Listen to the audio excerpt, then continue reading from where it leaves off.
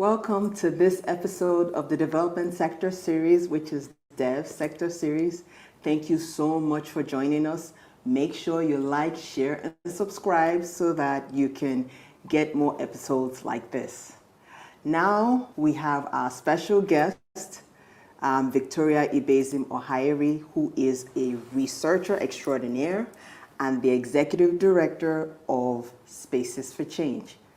So we're going to be having a discussion on the 2022 Civic Space Outlook. And as Victoria is an expert, not just in Nigeria, but in Africa as a whole, in monitoring the civic space in Nigeria and various other African countries. Again, Victoria, thank you so much for joining us. Thank you for having me. Great. Good afternoon, viewers. Okay. So, my question to you now is, we had a conversation last year on the 2021 Civic Space Outlook. What are your thoughts in terms of the civic space in 2021 in response to NSAS, and what do we look forward to in 2022? Yeah, you know, the contexts are radically different.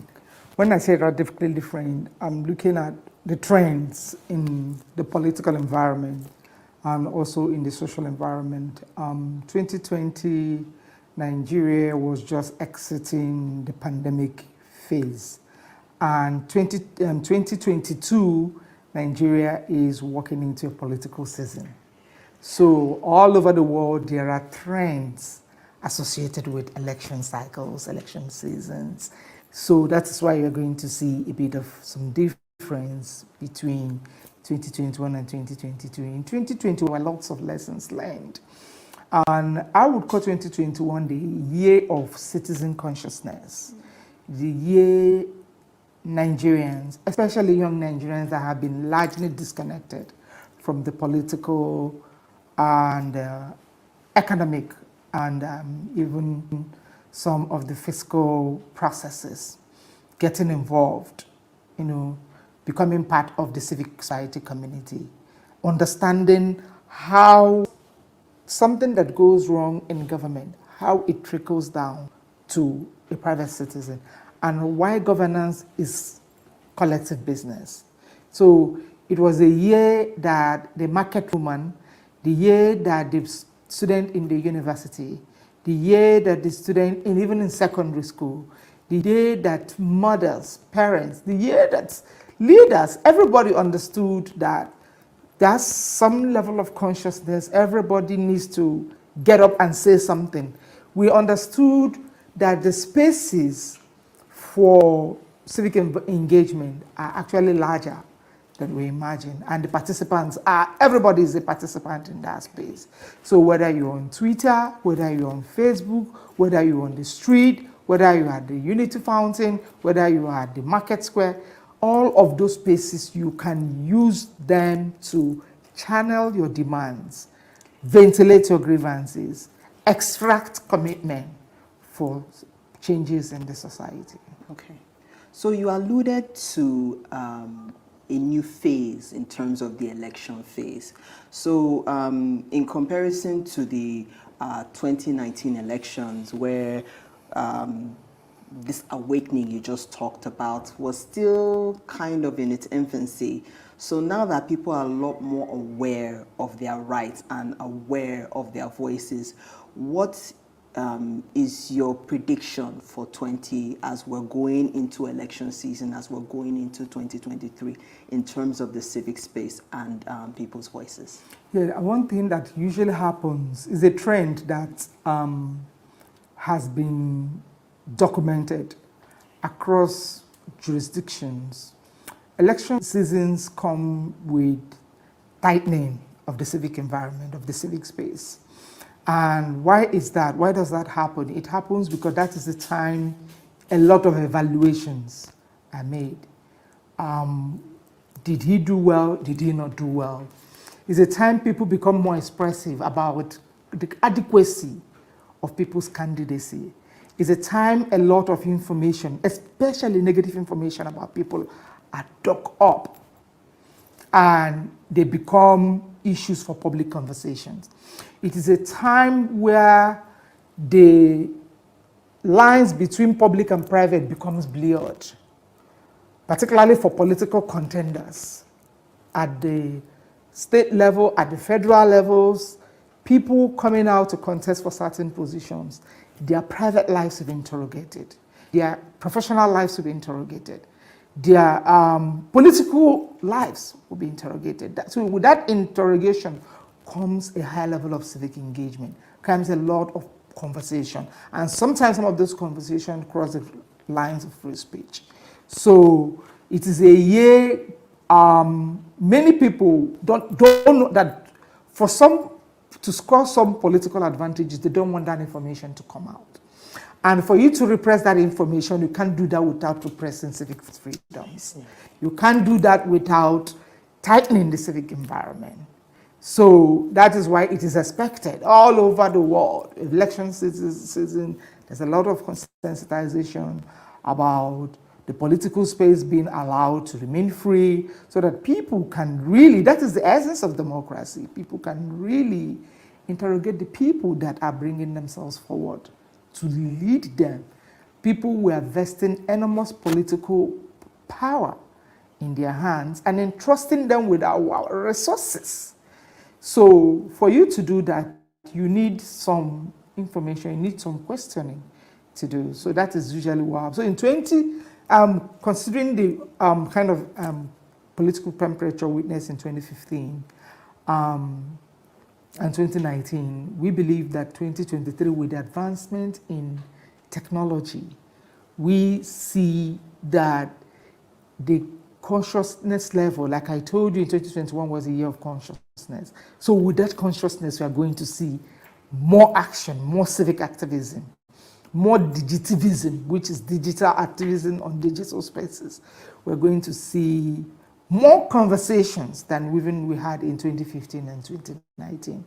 And we are going to also see how we are going to use technology to amplify some voices, amplify information and misinformation and propaganda, all those things that are associated with election season. So it's going to be a very interesting year.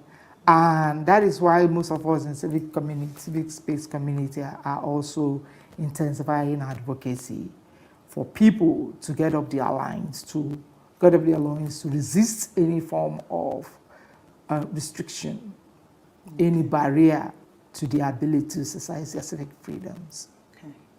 So with the oppression by state and non-state actors alike, what will be your recommendations for citizens as they're exercising their right to free speech? What kind of measures can they make physically and digitally to be able to mitigate some of those risks of responses to free speech, expression, and association? Yes, so there are two things. The first one is to understand that no right is absolute. So when you make claims, for instance, against a person, you need to be sure that those claims are accurate. Because this is election season, a lot of politicians want to gain some mileage, and some capital more than their those in the opposition.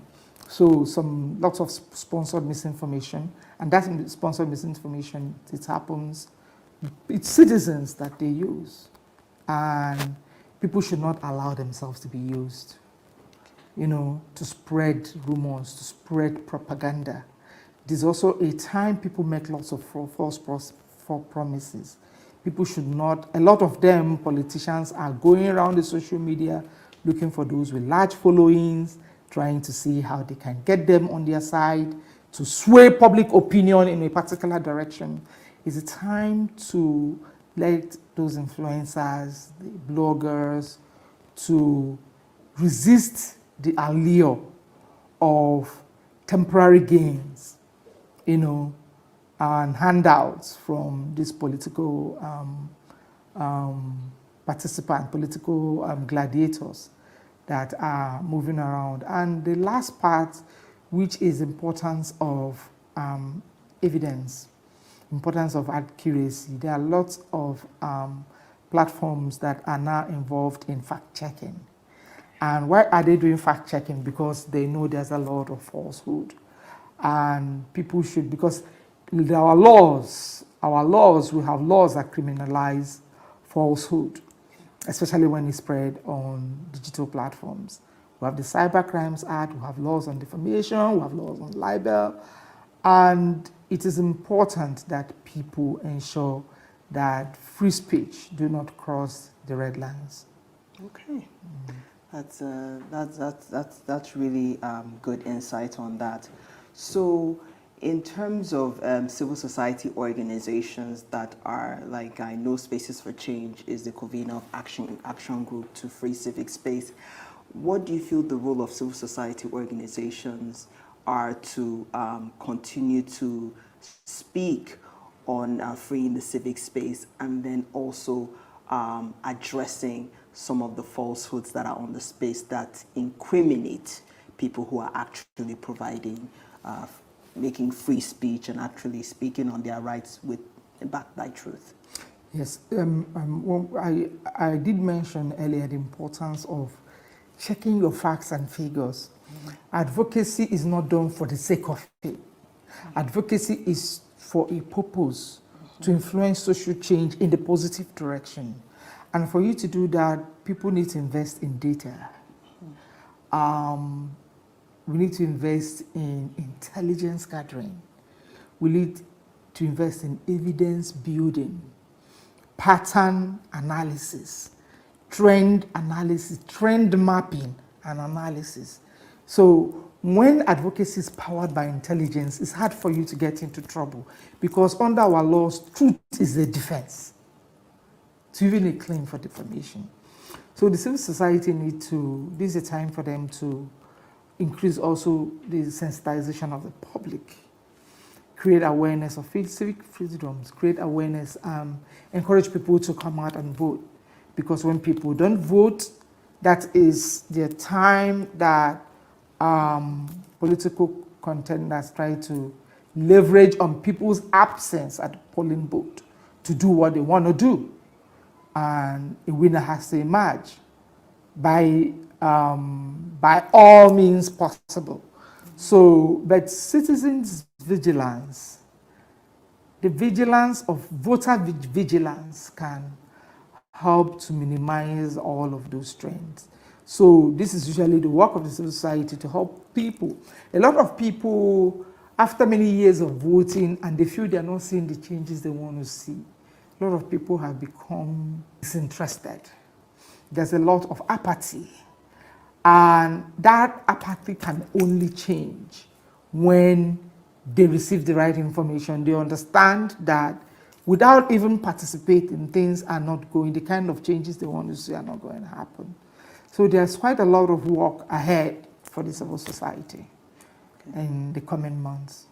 Thank you so much for your time, Victoria, in terms of really giving us an outlook for 2022 in terms of the civic space. Thank you so much. Again, everyone, thank you so much for watching the Development Sector Series. Again, like, subscribe, and stay tuned next week, Wednesday at 12 noon. See you next week.